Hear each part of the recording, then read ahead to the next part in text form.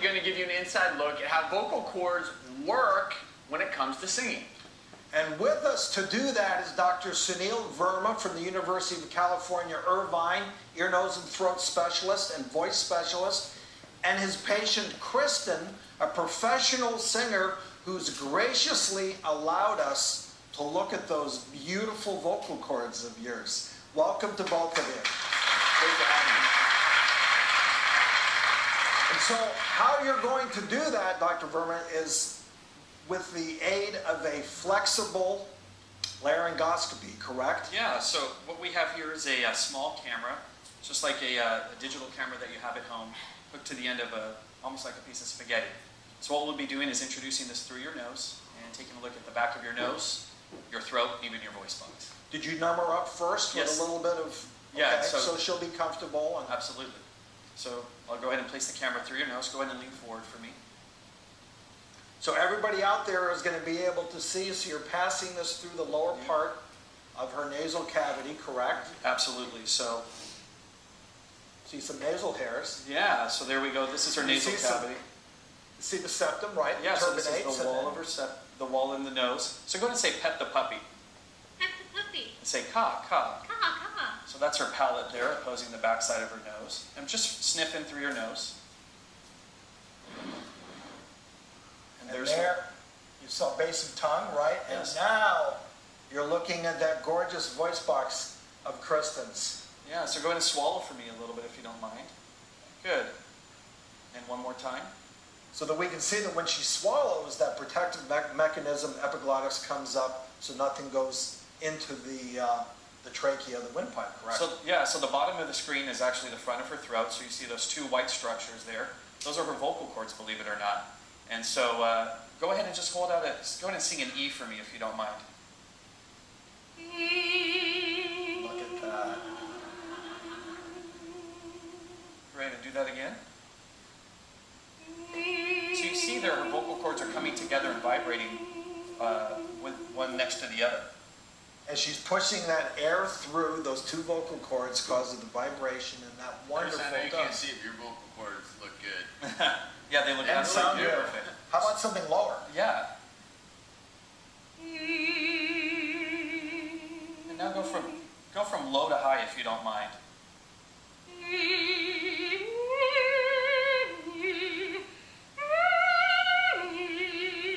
So you can see as she hits different notes, the vocal cords stretch just like strings on a violin or on a guitar. Go ahead and hit the highest note you can.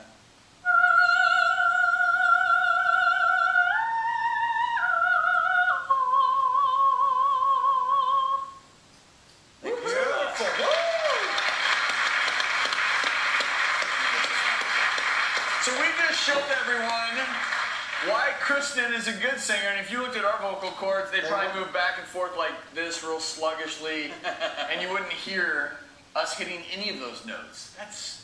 It's fascinating. It's absolutely amazing. And there's a difference between men and women. There's a reason why men have lower voices. Typically, our vocal cords, these rubber bands represent vocal cords, are much longer, anywhere from 17 to 25 millimeters, right?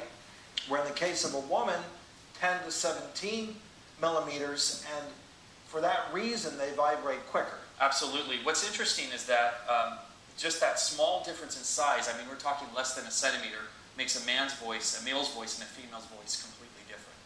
And so that's And quite to put in remarkable. perspective, normal speech about 200 vibrations per second. So indeed. And then when Kristen hits one of these high notes, She's hitting up to 250, 300, even 400 times a second. So think about that many times of two things vibrating together.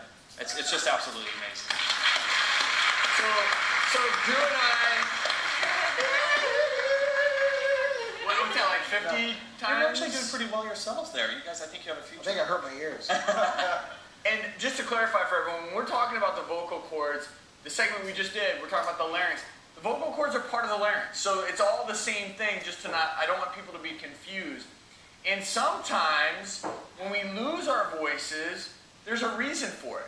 Mm-hmm. One comment in somebody who uses their voice a lot, and they talk a lot, sing, condition known as vocal nodules, which were representing here with this little mass that grows on the vocal cords themselves. And if you have a chronic hoarseness in your voice, it could be a vocal nodule, it could be acid reflux, you could have a thyroid issue.